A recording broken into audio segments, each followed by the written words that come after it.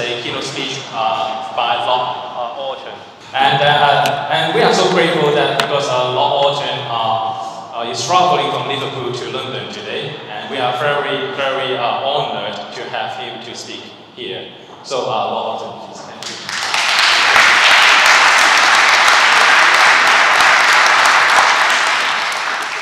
Thank you very much, Finn. It's a great pleasure to be with you here today.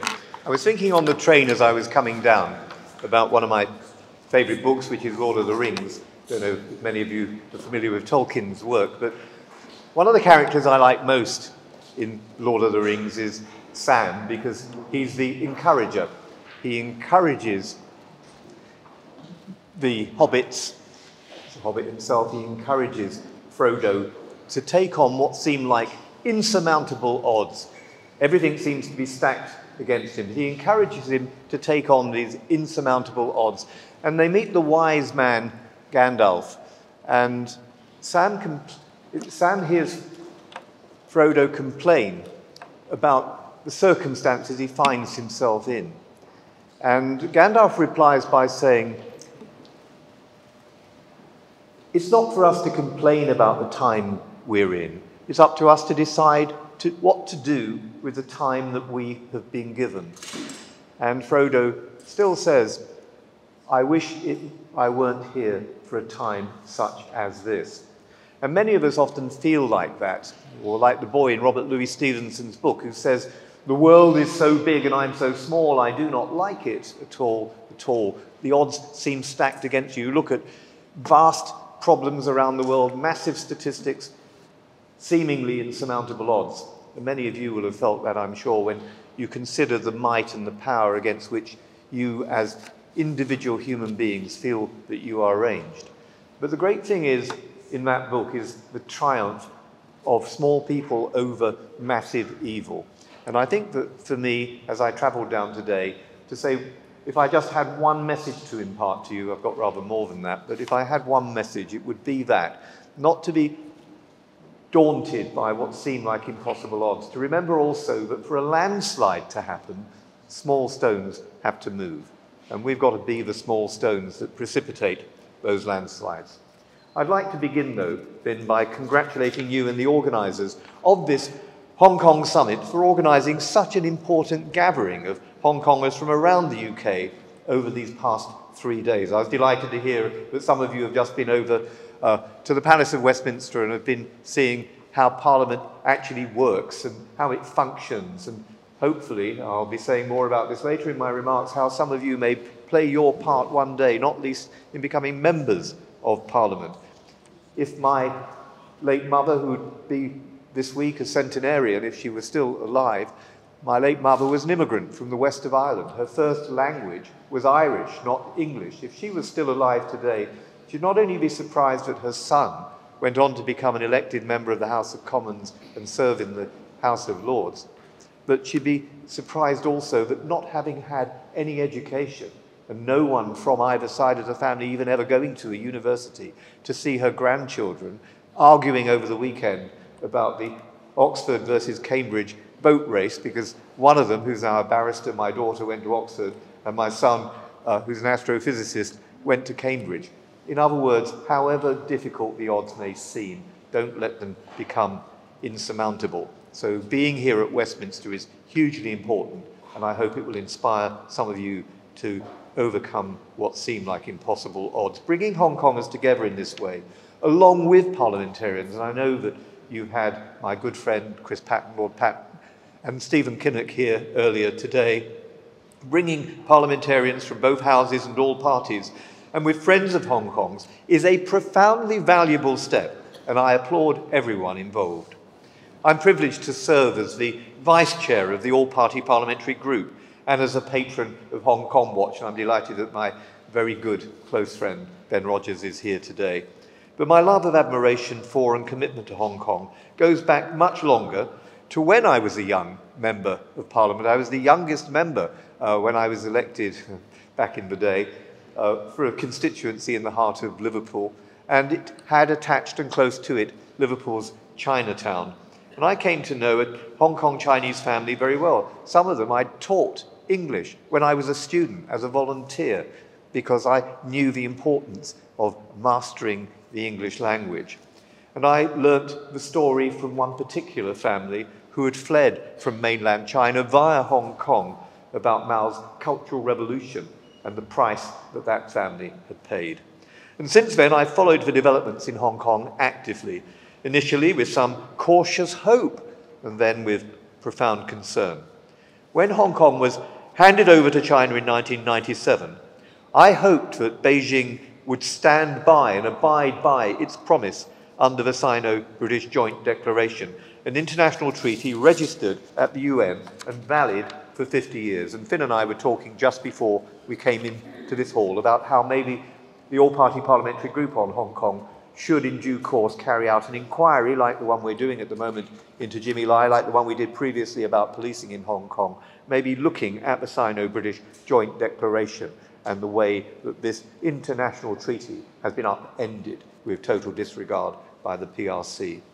In the early years after the handover, there were some reasons to be hopeful, as one country, two systems, I think a stroke of genius, appeared to be working. What it would have said to Taiwan, if it had been able to continue, might have offered extraordinary hope as well. Its destruction, what does that say to Taiwan? What does it say to the rest of us about the lack of respect for international law in Beijing?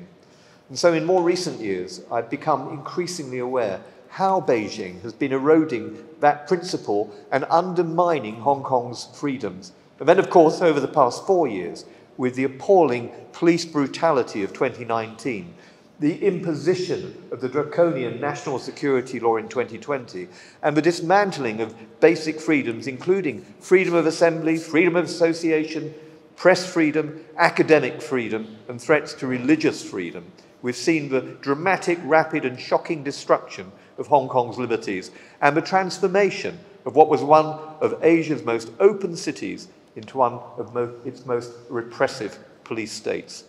Not long after chairing a meeting at Westminster for Joshua Wong and for Nathan Law, not long after Nathan had been elected to the Legislative Council in 2016 as the youngest member of the legislature, I told him that as a baby of the house, one to another, that we babies had to stick together. So when I saw Nathan disqualified from the legislature simply for quoting Mahatma Gandhi after taking his oath, I was appalled. And when I heard that Nathan, that Joshua Wong and their colleague Alex Chow were jailed, I knew something had gone badly wrong with Hong Kong and that we in Britain had a responsibility to act. Soon after that, I became, at Ben's request, a founding patron of Hong Kong Watch. And then in 2019, I was part of the International Election Observation Mission to monitor what we now know to have been the last genuine elections to take place in Hong Kong, the District Council elections. And I know the role that Finn and others played in enabling that monitoring team to go and do its job. Witnessing the enthusiastic participation of so many Hong Kongers, the extraordinarily high turnout, and the remarkable victory for the pro-democracy camp in those district council elections was, for me, deeply inspiring. And yet that moment of hope was all too brief. And today, so many of those who won election at the ballot box in Hong Kong are languishing in jail. They're in exile, or they have been forced into silence. And that is why it is so vital that Hong Kongers in exile, like you, and friends of Hong Kong in Parliament and in civil society around the world, use our voices to speak up for Hong Kong when those in Hong Kong are no longer able to do so. And that's why conferences like this one, which you've been participating in, are so important, both to keep the flame alive, to keep a spotlight on Hong Kong, and to equip and enable and empower you to use the freedoms that you now have in this country on behalf of your fellow Hong Kongers who need all of our voices. I want to say to all of you who have moved to this country, either under the BNO scheme or seeking asylum, that you are, of course, extremely welcome here. It's a tragedy that the circumstances are such that you've had to flee Hong Kong, but I'm very glad that in those circumstances that you have found a new home in this United Kingdom. And I pay tribute to the British government for the B&O scheme, something I advocated for, together with colleagues in the House of Lords and those in the House of Commons. I also commend the government for then extending the B&O scheme to apply to some of the most vulnerable young people who previously did not qualify for it, providing a lifeline to young people who otherwise would have been in real danger. I was glad to work closely with the last Governor of Hong Kong, Chris Patten, with Lord Faulkner and the Bishop of St Albans in proposing the amendment for an extension of the B&O scheme just over a year ago, and I was delighted that the government then took the decision and acted accordingly. And I also pay tribute to the government and to many civil society groups in this country for providing both the funding and the services to assist with welcome and integration. But, while I commend the government on these counts, I believe there is much more it should be doing, and I'll not cease in saying so. It should be much more robust in speaking out for political prisoners in Hong Kong, particularly like those like Jimmy Lai, who are British citizens.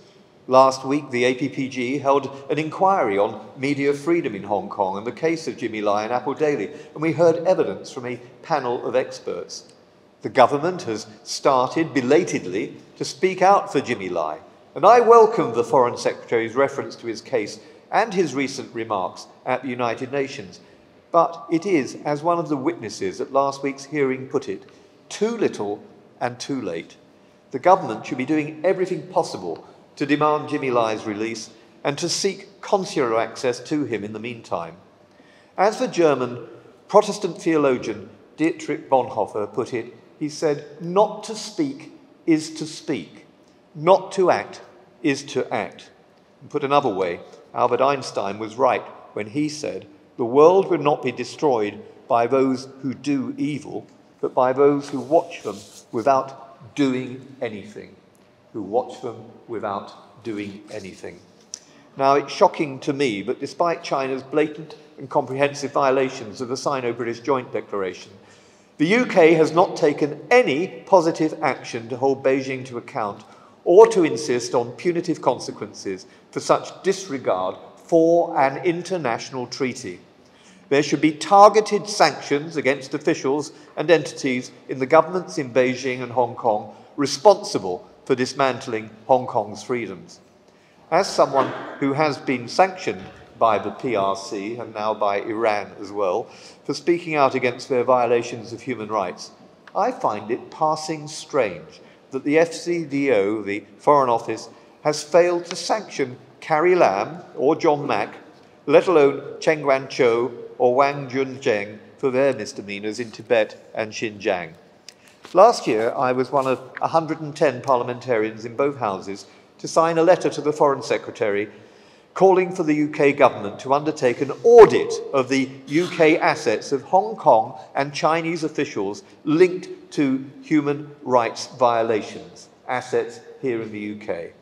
The letter cited recent research by Hong Kong Watch, which has found that at least 5 Hong Kong officials and 6 legislators that are complicit in the ongoing human rights crackdown currently own property in the UK.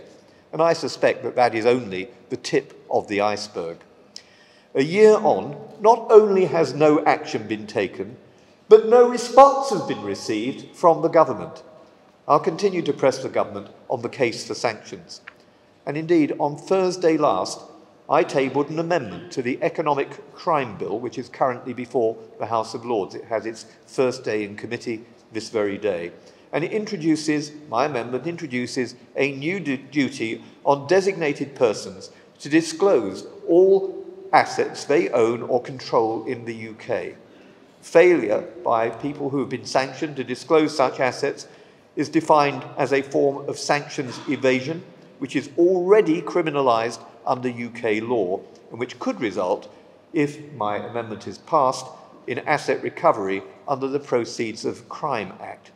It also, incidentally, targets the assets of those against whom arrest warrants have been issued by the International Criminal Court, a suggestion which was put to me only last week by the prosecutor himself, Karim Khan, QKC. Over the course of this year, the United Nations will be preparing its Universal Periodic Review of China, which takes place at the start of next year. And I hope that the British government will play a leading role in ensuring that Hong Kong is raised prominently and actively in that UPR process.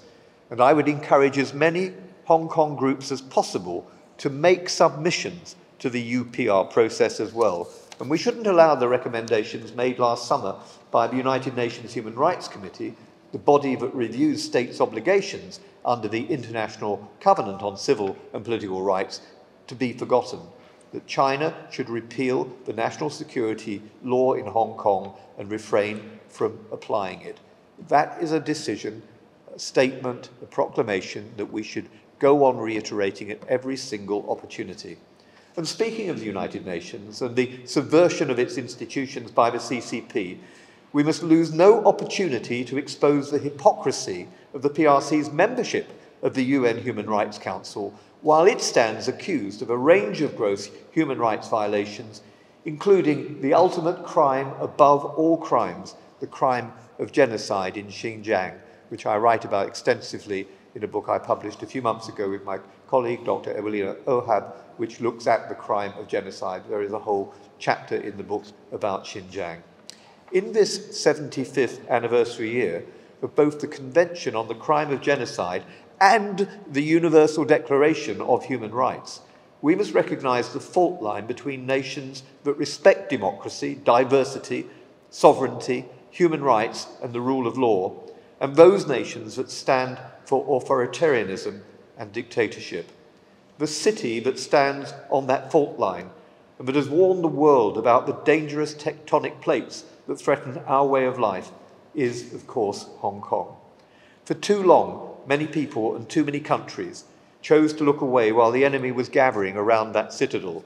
But as Ukraine has demonstrated, and as Taiwan fears, if you simply feed the hungry crocodile, don't be surprised when he comes to eat you too. Just as Germany became ludicrously dependent on Putin's oil and gas, the UK needs to urgently rebalance its economy and its security priorities and make itself more resilient and less dependent on the PRC. During the COVID pandemic, I exposed the dependency of the UK on CCP merchandise, including the purchase of 1 billion lateral flow tests, 1 billion lateral flow tests from the PRC, which could easily have been made in the UK. And in Parliament last week, I asked why the UK still has 118 million items of PPE stored in the People's Republic of China at a cost of £260,000 every single day. The cost to British taxpayers each and every single day. That's a massive cost to taxpayers, but to the National Health Service, both in opportunity cost and in the way we could have spent that money better. It's one of the reasons why we currently, incidentally, have a 40,000 million, a £40 billion trade deficit with the PRC. We have to remedy that resilience. That is as foolish as the story this weekend that graduates from Chinese defence universities are working in British armaments factories.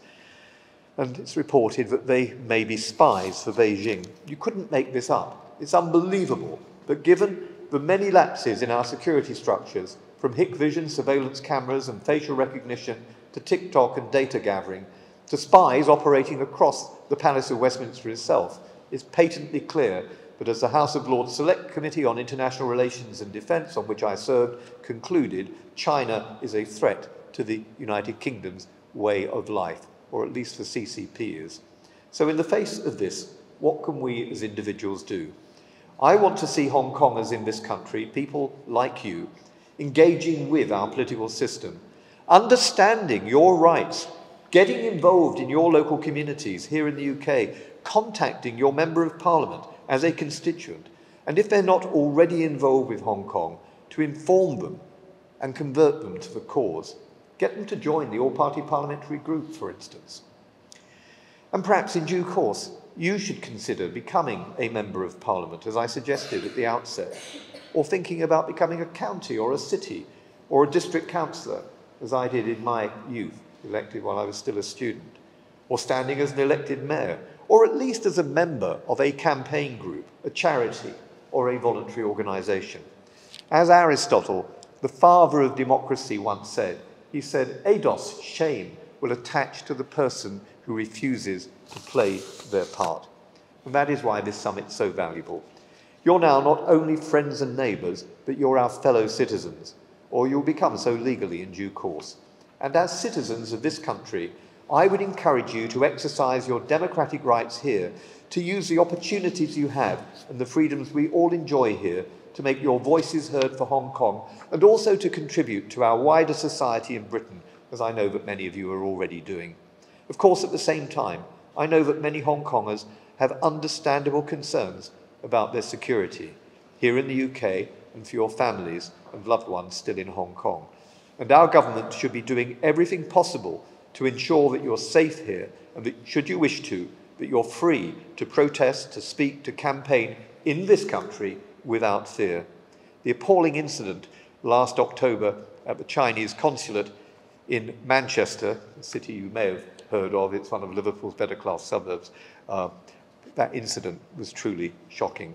I had the opportunity to meet Bob Chan a few days after he suffered a violent attack at the hands of the Consul General and some of his colleagues, and like all of us, I was outraged that such behaviour could happen on the streets of a city in this country. The British government's response to the incident was lamentable. It wasn't what it should have been, but I hope that it will have learnt lessons from that and be much more proactive in ensuring that Hong Kongers receive the protection and support to which they're entitled. As I end, I would urge you again to use your voices and the freedom which you now enjoy on behalf of those in Hong Kong who need you to be the advance party in the struggle for democracy throughout China. Those who are daily denied freedom of speech need those who have this gift to use it plenteously.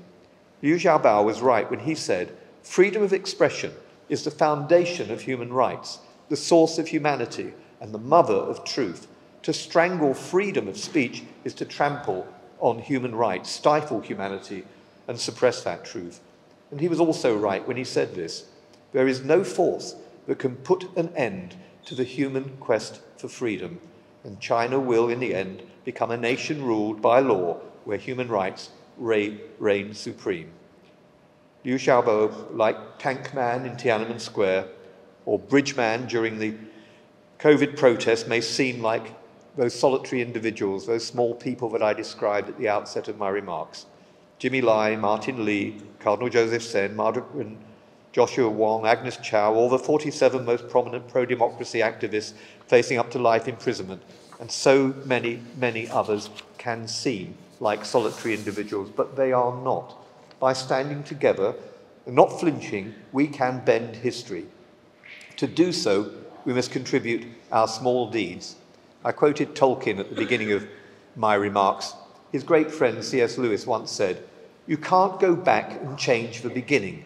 You can't go back and change the beginning, but you can begin where you are and change the ending. You can begin where you are and change the ending. So let me end by again congratulating you on these past 3 days and by emphasising that as residents and in due course citizens of this country, you are welcome here. You have so much to contribute, and I hope that you will receive all the support you need to build a new life in freedom here, and at the same time, you can be assured that your friends in Parliament and beyond will not be silent, but will continue to do all that we can for Hong Kong and for Hong Kongers, and that we'll work with you to change the ending. Thank you very much for inviting me to speak to you.